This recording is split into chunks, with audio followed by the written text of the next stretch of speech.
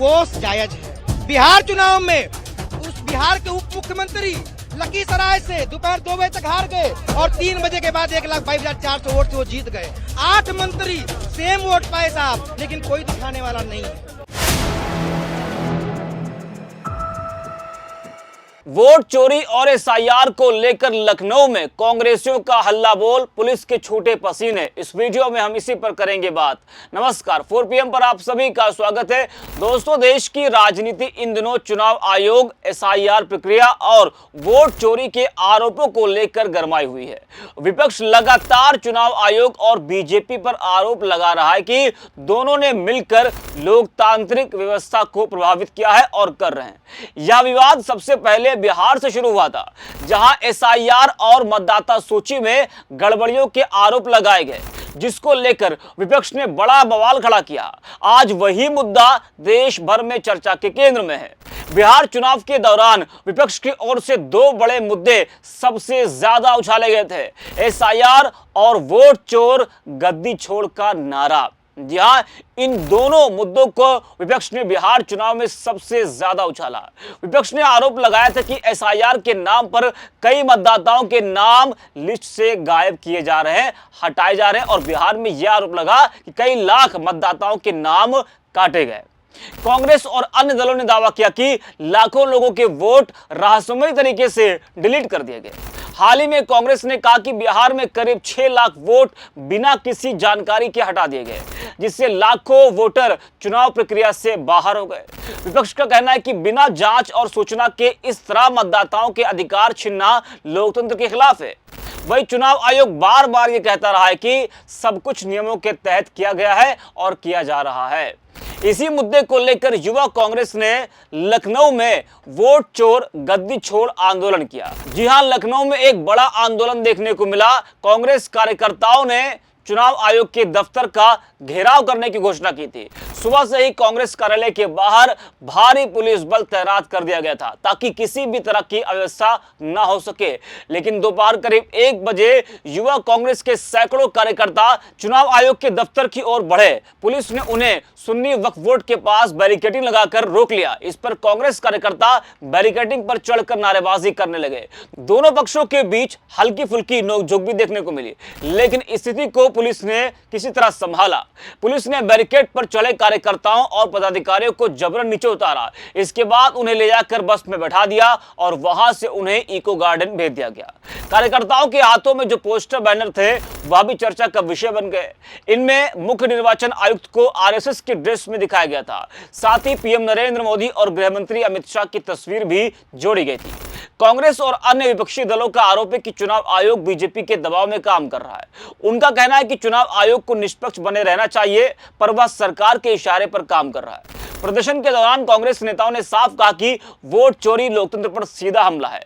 उनका कहना है कि अगर हम नागरिक का वोट ही सुरक्षित नहीं रहेगा तो चुनाव केवल दिखावा बनकर रह जाएगा। इसलिए कांग्रेस इस मुद्दे पर एक निर्णायक लड़ाई लड़ने की तैयारी में है।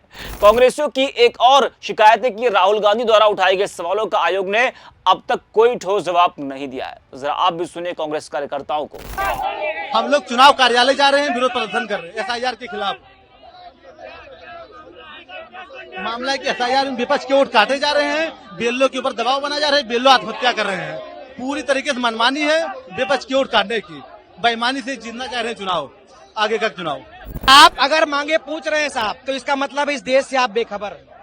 ज्ञानेश कुमार के बारे में आप जानते हैं, बिहार के बारे में जानते हैं, वोट चोरी के बारे में जानते हैं। एक ब्राजील की महिला साहब हरियाणा में चुनाव वोट में वोट डाल रही है, लेकिन वो जायज है। बिहार चुनाव में उस बिहार के उप मुख्यमंत्री लखीसराय से दोपहर 2 बजे तक हार गए और 3 बजे के बाद 1,22,400 वोट से वो जीत गए।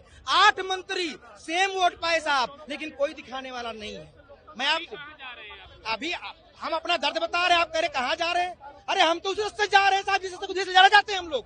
हम चाहते हैं हर घर में रोजगार हो साहब। हम धर्म के नाम पर राजनीति नहीं करना चाहते। हर घर रोजगार हो साहब, किसान खुश रहे साहब, नौजवान के हाथों में शिक्षा रहे साहब, माँ बाप तसल्ली से रहे। आपको पता है साहब, जब 10 लाख रुपए बच्चे लगा करके पढ़ता है ना साहब, मैं यूनिवर्सिटी छात्र हूँ, पंजाब यूनिवर्सिटी पढ़ के आया हूँ साहब, 10 लाख जब माँ बाप भरते हैं ना साहब तो जॉब की बात करते हैं। वो वीडियो यूट्यूब के लिए बच्चे को नहीं पढ़ाते हैं साहब। करो पढ़ाने, देश का प्रधानमंत्री ऐसी भाषा का उपयोग कर। इसे सिलसिलेवार देखना पड़ेगा। राहुल गांधी जी ने स्पेसिफिक घर, स्पेसिफिक पोलिंग स्टेशन सब दिखा दिया कि एक मकान में 500-600 लोग। 65 लाख जो वोट डिलीट हुए बिहार में, वो एक रहस्यमयी कहानी है। महाराष्ट्र में भी यही हुआ। एक एक घर में 1,000 लोग कर्नाटक महाराष्ट्र में निकल रहे हैं। एक ब्राजील की मॉडल की फोटो बना के हरियाणा का चुनाव कराया जा रहा है। तो कुल मिलाकर अगर आप देखें तो ऐसा लगता है जैसे भाजपा के मुंह में खून लग गया है और इलेक्शन कमीशन पूरी तरीके से खामोश होकर इस बेईमानी को कराने में शामिल नजर आ रहा है। सफाई क्यों नहीं देता? जो राहुल गांधी ने प्रश्न उठाए हैं उनका सिलसिलेवार जवाब क्यों नहीं देता? वो नेता विरोधी दल हैं भारत के, और उन्होंने सार्वजनिक रूप से प्रेस कॉन्फ्रेंस में ये बातें कही। उत्तर प्रदेश में जो गोंडा में हुआ, बीएलओ फतेहपुर में हुआ, कहा यही जा रहा है कि इनसे कहा जा रहा है जो भारतीय जनता पार्टी का मतदाता नहीं है, कांग्रेस या विरोधियों का मतदाता है, उसका नाम जबरदस्ती इनसे हटाने को दबाव जो बनाया जा रहा है, उसी का दुष्परिणाम है ये आत्महत्या या हत्या या मौत। तो सुना आपने, महाराष्ट्र, हरियाणा, बिहार के बाद अब यह मुद्दा देश भर में गरमाया हुआ है। कांग्रेस नेता राहुल गांधी कई बार सार्वजनिक मंचों से वोट चोरी का आरोप लगा चुके हैं। उनका कहना है कि विपक्षी दलों के समर्थकों को जानबूझकर निशाना बनाया जा रहा है ताकि चुनावी लाभ बीजेपी को मिल सके। विपक्ष का यह भी कहना है कि एसआईआर प्रक्रिया के नाम पर वोटरों को गलत तरीके से डिलीट किया जा रहा है। बीजेपी का कहना है कि विपक्ष चुनाव आयोग पर बिना सबूत आरोप लगाकर लोगों को भ्रमित कर रहा है। चुनाव आयोग और एसआईआर प्रक्रिया को लेकर शुरू हुआ विवाद अब राष्ट्रीय स्तर पर बड़ा राजनीतिक मुद्दा बन चुका है। विपक्ष इसे लोकतंत्र की लड़ाई बता रहा है, जबकि सत्ता पक्ष इसे अनावश्यक हंगामा कह रहा है। इस मुद्दे ने देश की राजनीति को एक बार फिर गरमा दिया है और आने वाले चुनावों पर इसका असर पड़ सकता है। तो इस वीडियो में इतना ही। आप देखते रहिए 4PM।